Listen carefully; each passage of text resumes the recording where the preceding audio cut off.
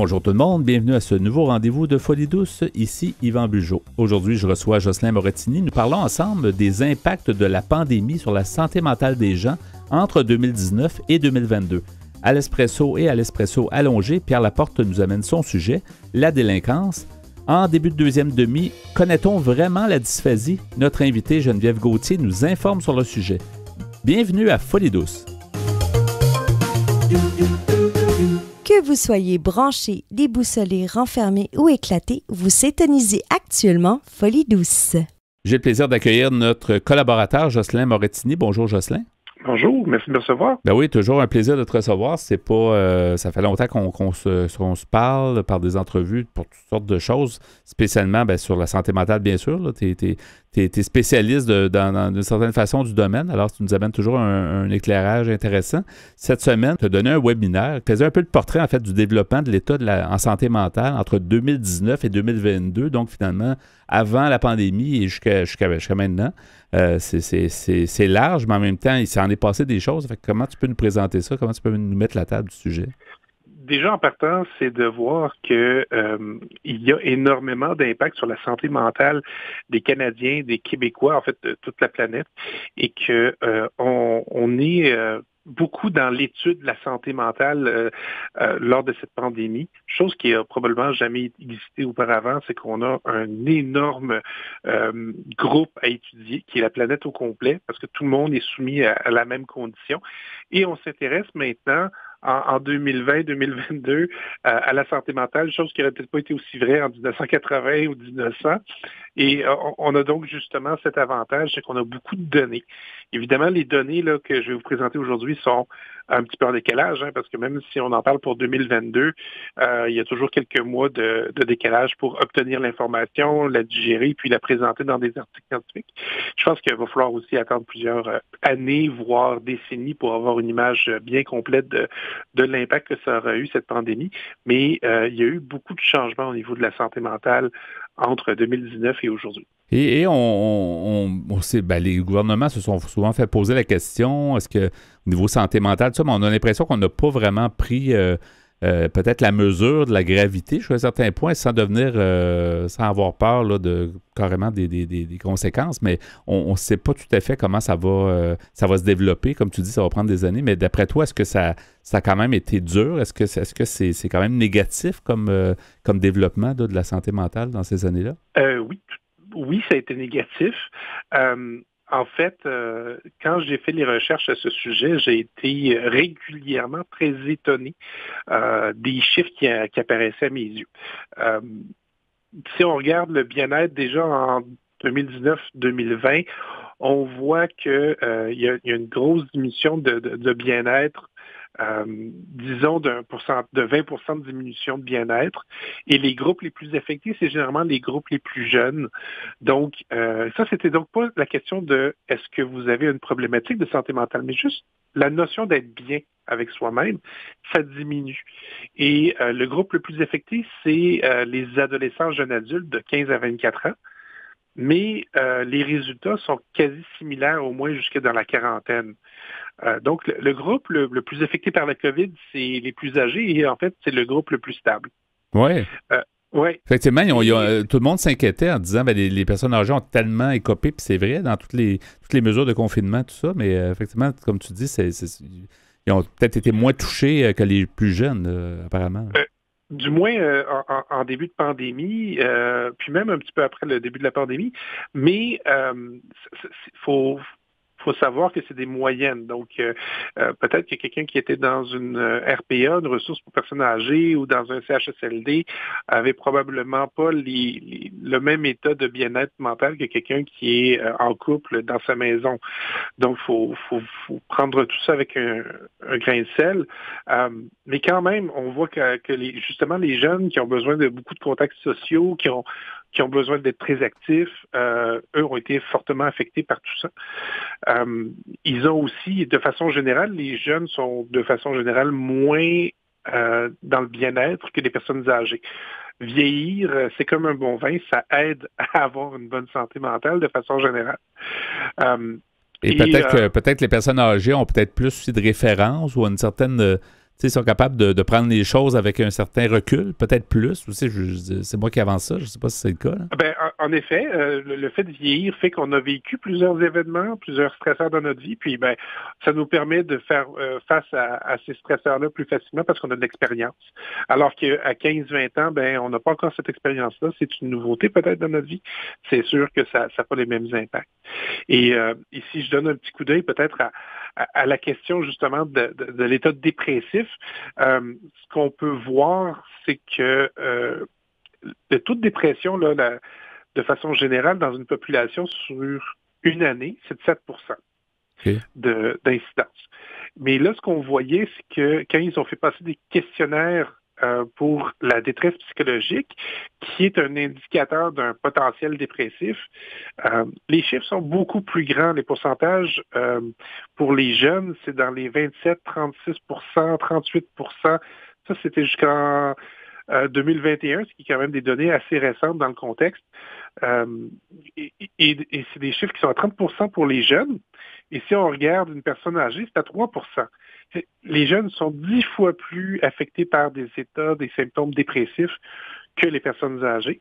Et c'est vrai quand même aussi pour les personnes d'âge moyen là, jusqu'à dans la quarantaine. Donc, c'est des chiffres extraordinairement sévères pour moi quand je regarde ça comme psychologue. Il en va de même pour l'anxiété. Comme tu dis, par contre, peut-être que les gens qui étaient plus jeunes avaient plus l'habitude de socialiser, de sortir, tout ça. Fait qu'ils ont perdu beaucoup plus d'une certaine façon. Fait que c'est peut-être pour ça que ça vient comme le pourcentage est un peu proportionnel à ça. Hein. Ben, oui, mais il y a plusieurs autres impacts. C'est vrai que socialiser est important, mais quand on regarde le groupe, par exemple, entre 25 et 50 ans ou 60 ans, c'est un autre groupe. Hein. Donc là, ils ont aussi des problématiques. Par exemple, ils ont des enfants. Ils doivent gérer le fait d'avoir des enfants, ils sont au travail, ils ont des inquiétudes. Donc, on peut pas faire des grandes généralités parce que des fois, la problématique provient de choses différentes. Si on regarde justement les données canadiennes, ce qu'on va voir, par exemple, c'est que les familles qui ont des enfants vont développer plus la question de l'anxiété et les familles qui n'ont pas d'enfants, donc les familles, les personnes vivent seules, eux vont plus développer le côté dépressif. OK. Donc, justement, probablement, parce que quand on a des enfants, on s'inquiète pour les enfants, on a plus de choses à gérer. Donc, même la manière de développer des symptômes dépressifs et anxieux dépend de l'âge, mais dépend aussi de notre situation. Est-ce que Jocelyn, quand tu as préparé ça, est-ce qu'il y a des choses qui t'ont surpris? Parce que j'imagine que tu t'attendais quand même à avoir des résultats importants parce qu'évidemment, on a su comment c'était, là, la COVID, ça a été difficile pour tout le monde, mais est-ce que tu as été surpris à certains moments? Continuellement. Je m'attendais pas à des 10 fois plus, comme l'anxiété généralisée, c'est 10 fois plus que la propension habituelle. Donc, ça, pour moi, ça m'a fait tomber des nues. Je me serais jamais attendu à ça. Évidemment, il y a des choses qui étaient moins étonnantes, comme la prise de poids, la baisse d'activité physique, mais ça, c'est des facteurs qui vont contribuer à la problématique de santé mentale, parce qu'on a besoin d'un corps en santé pour avoir un esprit en santé. Puis, pareil pour les consommations d'alcool et de cannabis, tout a augmenté aussi. Que ce soit une consommation qui est jugée adéquate ou une consommation problématique, tout a monté. Les dynamiques familiales comme les divorces, les ruptures de couple, la violence conjugale, tout semble monter aussi. Ça, c'est des données moins exactes, mais quand même.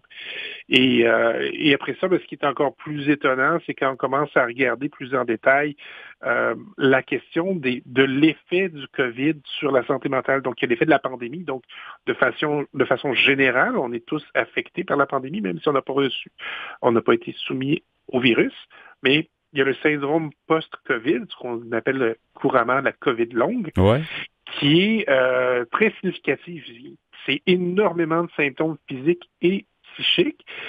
Et tout récemment, décembre 2021, donc c'est des données quand même très récentes, ils expliquaient que c'est 2 de la population d'Angleterre, c'est les seuls chiffres que j'ai pu obtenir, mais quand même, quand on prend le temps d'y penser, 2 de la population qui avait le COVID longue en même temps.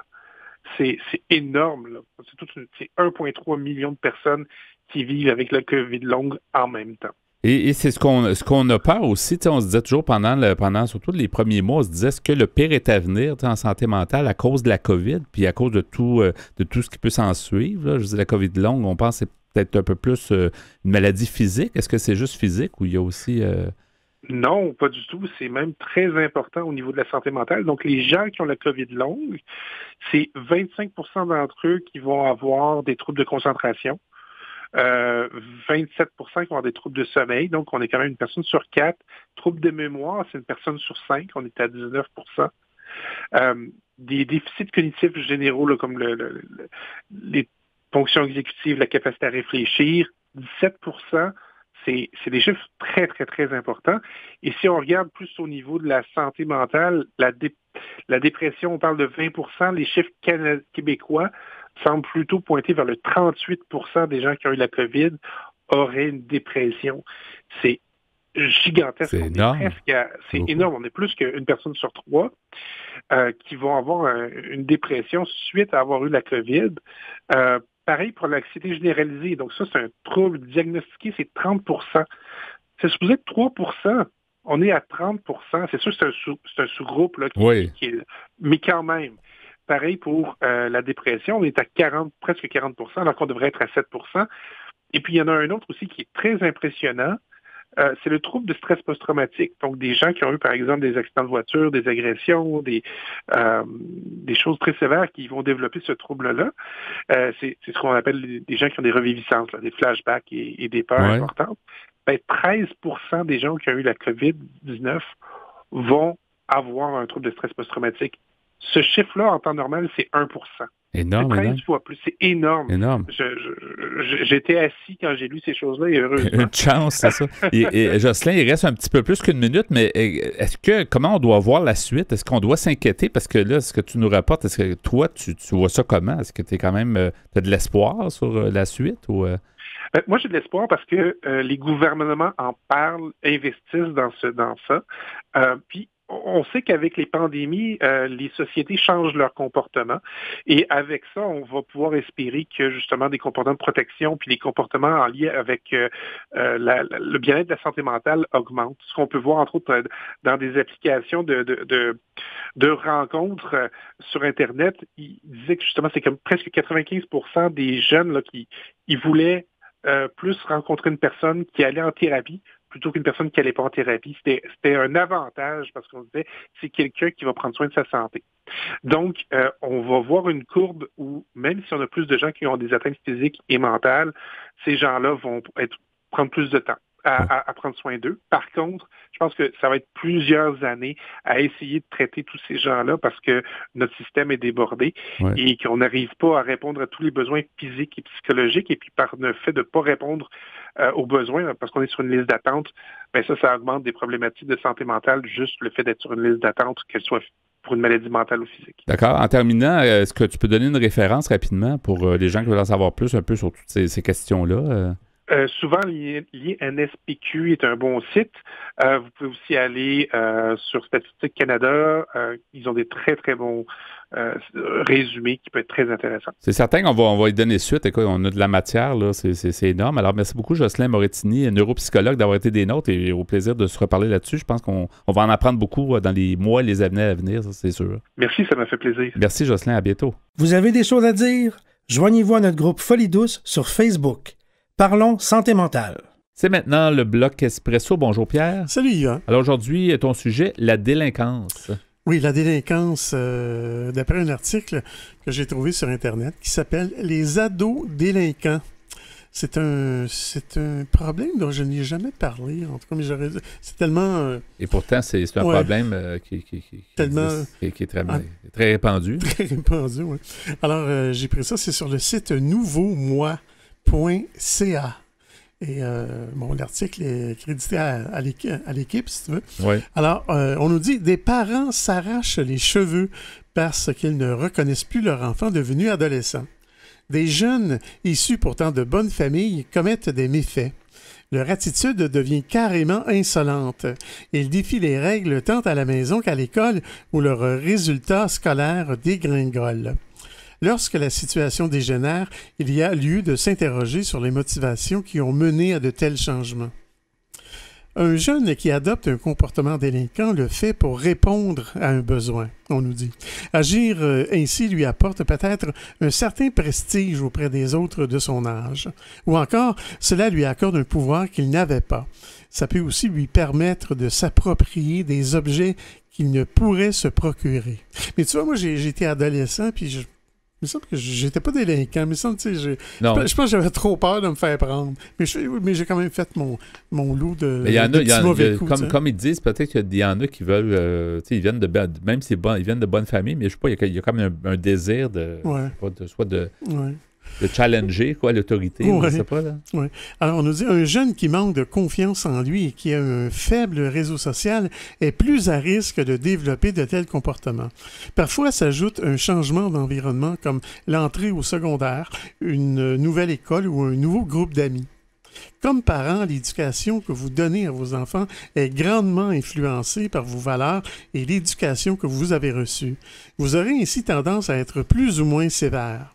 Les spécialistes s'entendent pour dire qu'une éducation trop permissive, comme une éducation trop stricte, peuvent mener à des comportements délinquants.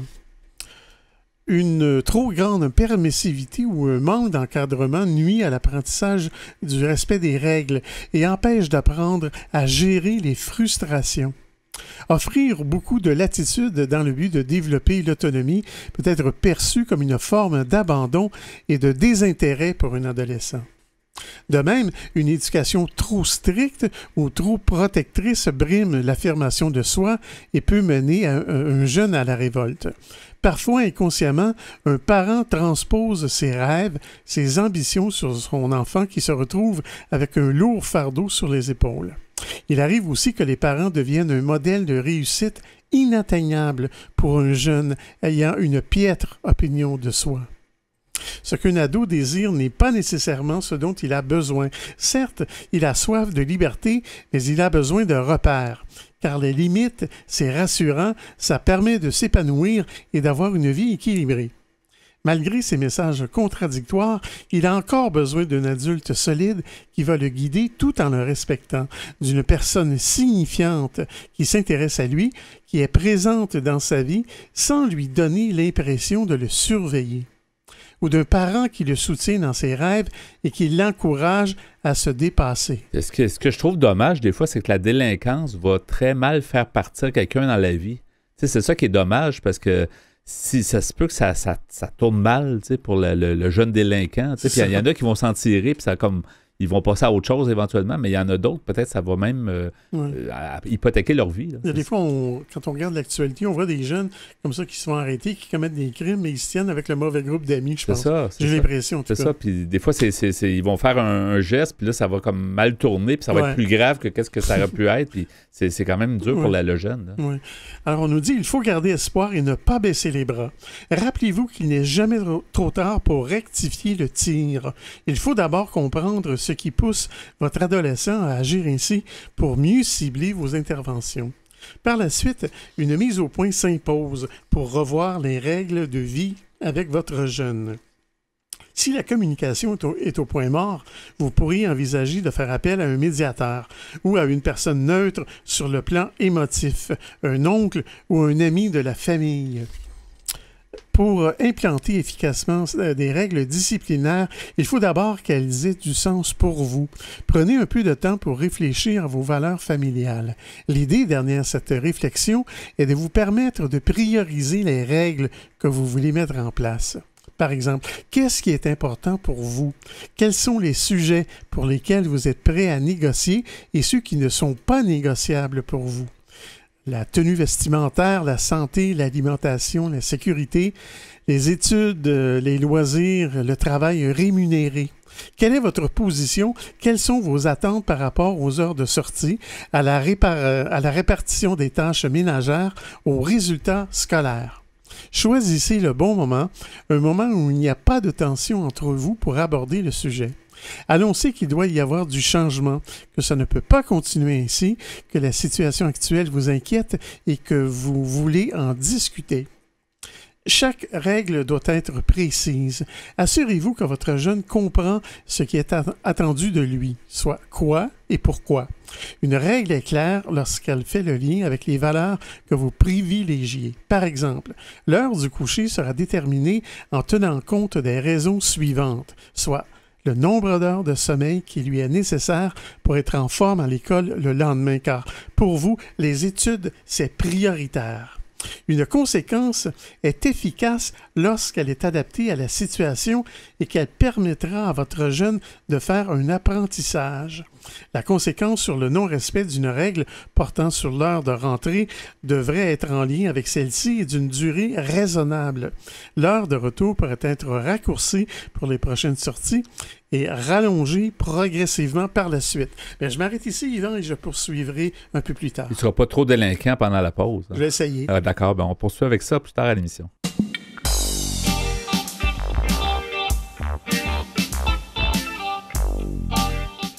À venir dans l'émission, connaît-on vraiment la dysphasie? Notre invité Geneviève Gauthier nous informe sur le sujet. À l'Espresso allongé, Pierre Laporte poursuit avec son sujet « La délinquance ». Vous écoutez actuellement Folie douce, pionnier en santé mentale depuis 1991. Folie douce, une communauté, une radio.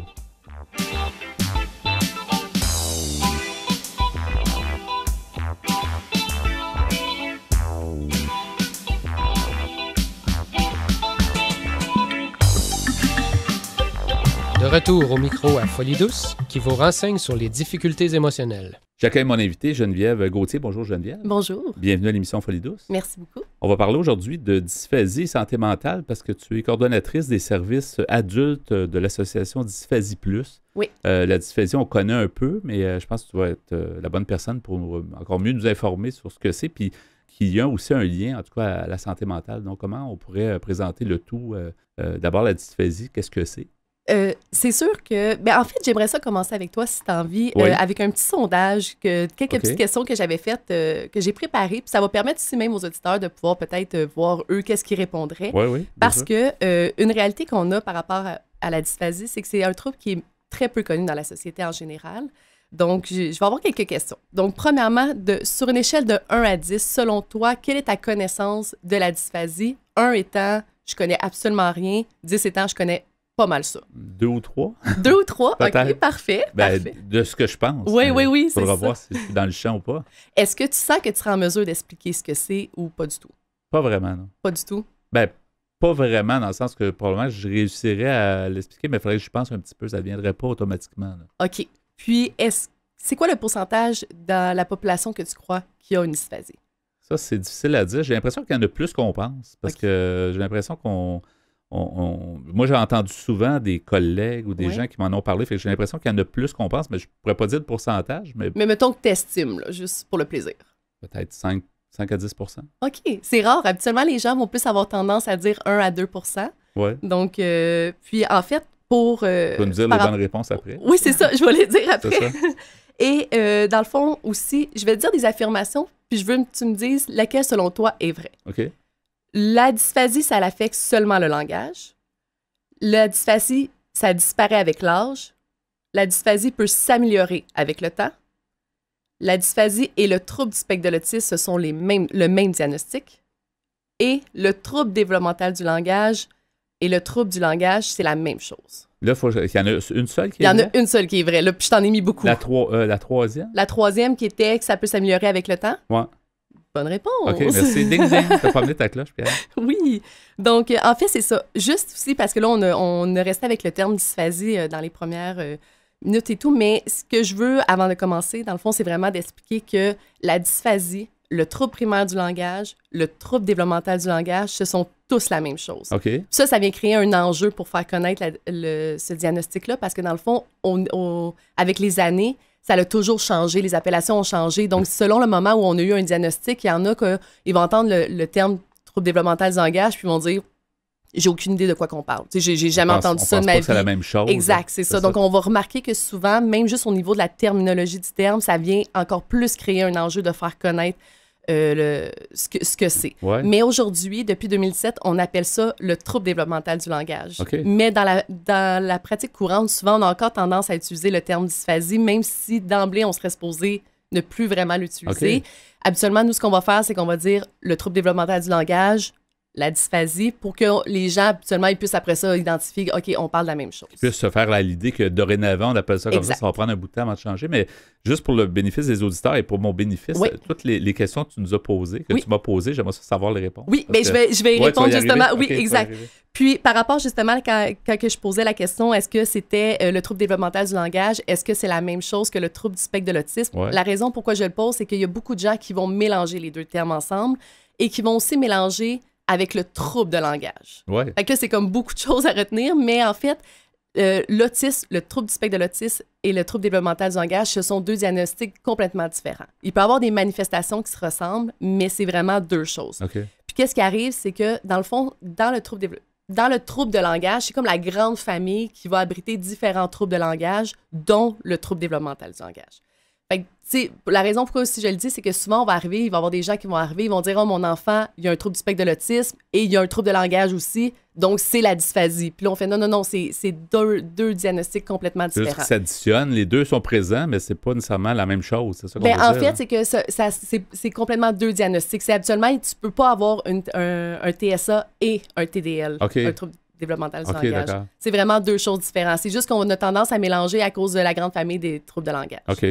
Puis, par rapport au pourcentage dans la population, il y a 7 Ah, des gens qui en ont, puis il y a certaines études qui vont jusqu'à 15 Donc, ça varie selon les places où il y a eu des évaluations et tout, là, mais nous, on s'en tient vraiment, il y a 7 de la population, ce qui est énorme, en comparaison avec d'autres troubles qu'on va entendre beaucoup plus parler, mais qui vont avoir 1 à 2 et tout. Donc, c'est aussi un enjeu qu'on a parce qu'il y en a beaucoup plus qu'on pense dans la société, mais les gens ne le voient pas.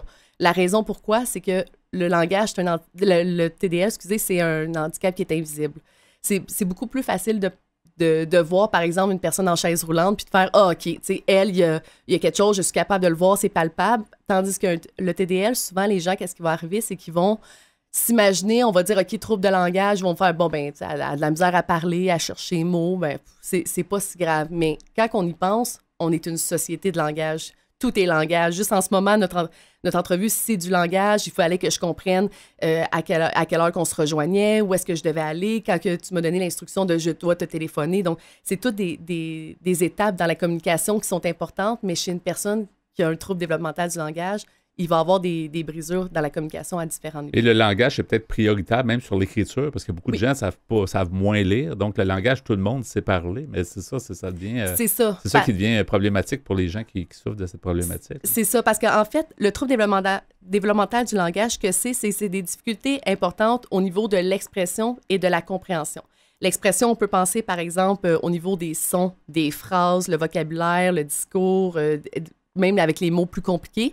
La compréhension, on va avoir, par exemple, les consignes, les sous-entendus, les blagues, les notions abstraites, par exemple, les règles sociales, les notions de temps et espace. Donc, tu sais, si on commence à décortiquer nos relations avec les autres, on va se rendre compte que tout est une forme de langage. C'est sûr. Donc, puis souvent aussi, une autre difficulté qu'on va remarquer, c'est que les gens vont... Tu sais, quand on va voir une personne de 3 ans qui parle pas ou très peu, naturellement parlant, souvent, nous, on a tendance à vouloir trouver des mécanismes pour pouvoir la faire parler. On va trouver des trucs, des astuces. On va dire, oh mon Dieu, qu'elle n'a pas compris. Qu'est-ce que je peux faire pour essayer de pallier à ça? On va faire des images, on va lui dessiner, on va lui demander qu'elle nous l'écrive, peu importe. Mais à mesure que la personne vieillit, souvent, je dirais vers 7-8 ans, là, souvent, on va se rendre compte que la personne elle va avoir développé des mécanismes pour pouvoir communiquer. Fait qu'elle va quand même parler.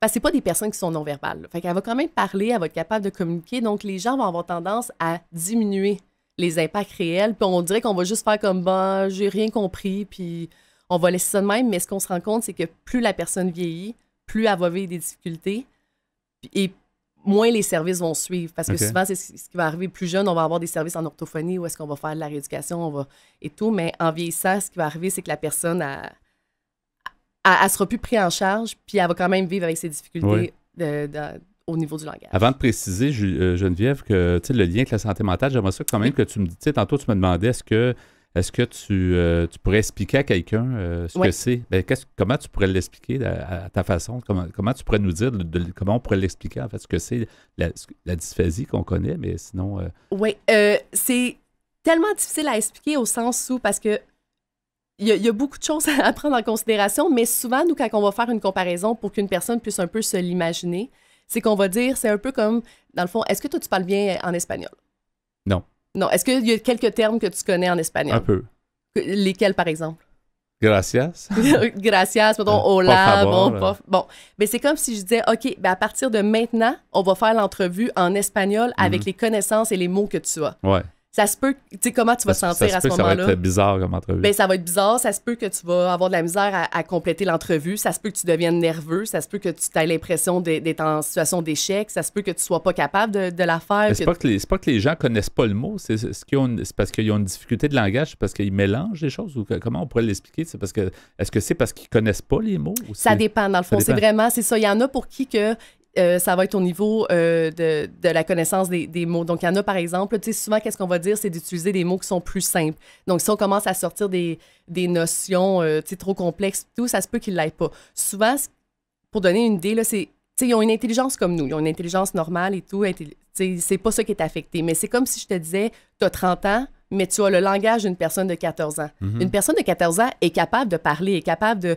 Mais tous les concepts qu'on va apprendre entre 14 et 30 ans, que ce soit au niveau de notre maturité, de notre jugement, que ce soit au niveau même des nouveaux concepts que... Tu sais, des fois, mettons, plus jeune, on est comme, moi, je comprends rien par rapport aux fractions. On vieillit, puis là, on développe des notions de raisonnement, de déduction et tout, que là, on fait « Ah, maintenant, je comprends c'est quoi une fraction. » Mais ça se développe à mesure que notre cerveau se développe, mais à mesure aussi qu'on a accès à du langage et tout. Donc, souvent, qu'est-ce qui va arriver? C'est que si je demande à une personne de 30 ans, dans le fond, la personne va avoir accès à du langage de 14 ans, elle peut s'en sortir, elle est capable de parler avec nous. C'est juste que quand on analyse son discours, on se rend compte qu'elle va peut-être avoir accès plus à des mots généraux. Mm-hmm. Par exemple, elle va dire « Ah, mes choses là-bas » au lieu de dire mes articles scolaires. Elle n'aura peut-être pas accès à ce mot-là. Mais il y en a d'autres qui vont avoir accès, mais ça va plus être au niveau de la compréhension. Donc, ils vont parler, on s'en rendra pas compte, mais c'est vraiment...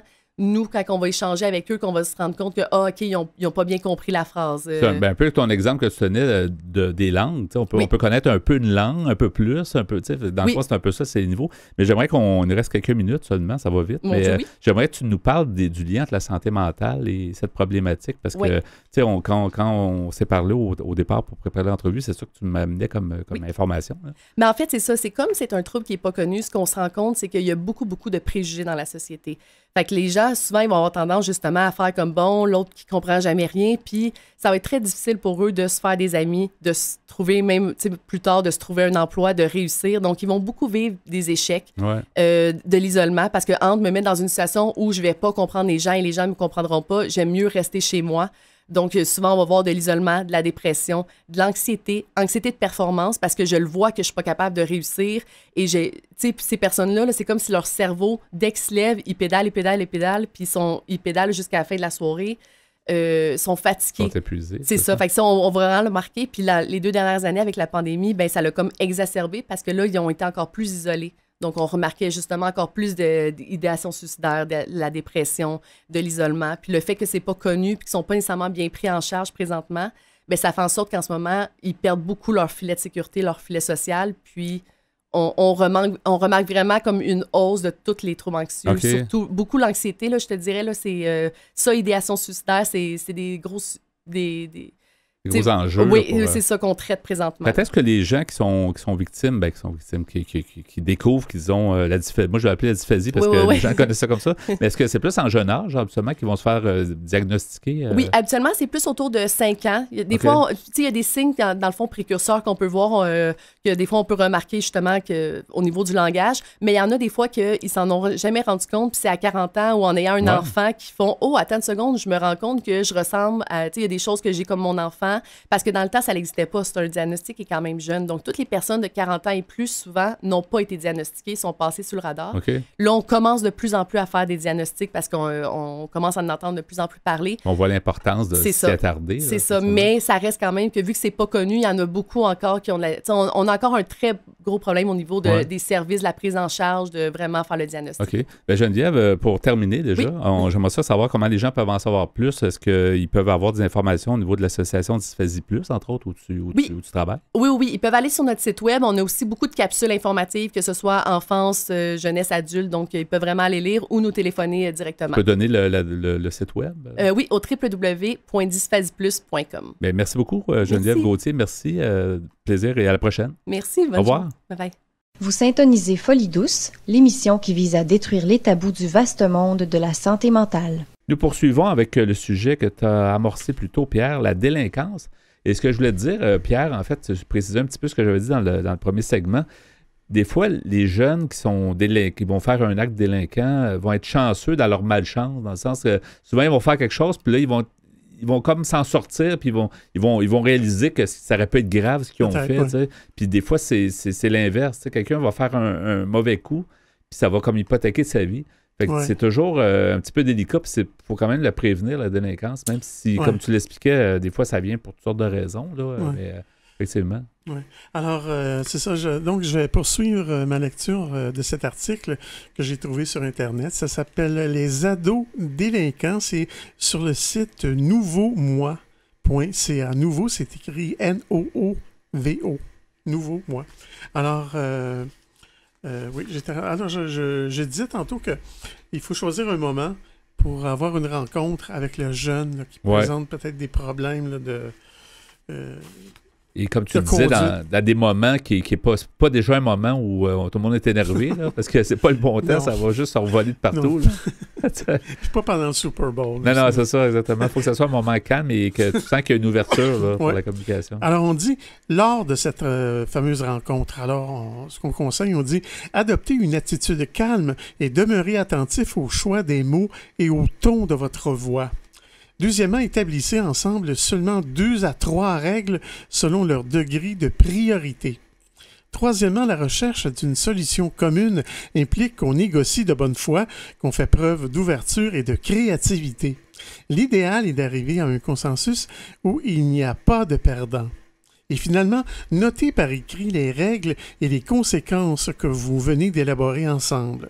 Cela devient une sorte de contrat écrit, ce qui rend votre arrangement plus officiel et peut servir d'aide-mémoire au besoin. Les attitudes à adopter maintenant lors de ces rencontres. Alors on dit, ayez des attentes réalistes, soyez patient et persévérant. Ne vous attendez pas à un changement instantané dès une première intervention. Il faudra appliquer plusieurs fois la conséquence pour qu'un jeune modifie un comportement qui est présent depuis un bon moment. N'hésitez pas à valoriser les bons comportements et à lui offrir des messages positifs d'encouragement. Parce que les gens, des fois, ont tendance à se décourager. Ils vont dire, il n'est pas récupérable, effectivement, mais comme tu dis, il faut juste être patient. Ça prend du temps, des fois. Puis réfléchir, trouver peut-être le bon angle. Là, chaque personne est touchable par quelque chose. Il ne faut jamais se décourager dans rien. Non, absolument. Regarde nous autres. On se décourage jamais. Non. On nous dit, faites la distinction entre votre jeune et son comportement. Tentez de vous rapprocher de votre ado en lui proposant des activités familiales. Offrez-lui d'aller le reconduire pour vous donner l'occasion d'échanger avec lui et de mieux le connaître. Assurez-vous, si besoin, du concours de l'école de votre enfant pour lui venir en aide. La direction peut mettre en place un plan d'intervention personnalisé avec la participation des enseignants, des intervenants ou des parents. Une étroite collaboration permettra d'intervenir ensemble sur les comportements inadéquats qui sont présents à la fois à la maison et à l'école. Votre enfant recevra ainsi le même message et les mêmes valeurs. En plus de vous soutenir, la direction de l'école peut aussi vous diriger vers d'autres ressources communautaires offerte aux parents. C'est ça, il y a de l'aide des fois qu'on ne peut pas imaginer, mais peut-être le milieu scolaire en a vu d'autres, là, des actes délinquants. Là. Sûrement, oui. C'est pas parce que des parents, justement, ont un enfant délinquant qui sont les seuls comme ça Absolument pas. Dans le quartier. C'est ça, puis des fois, il y a de l'aide qu'on ignore parce qu'on n'a pas affronté ce problème-là avant. Exactement. Alors, je répète le nom de l'article, c'est « Les ados délinquants », c'est sur le site nouveaumoi.ca.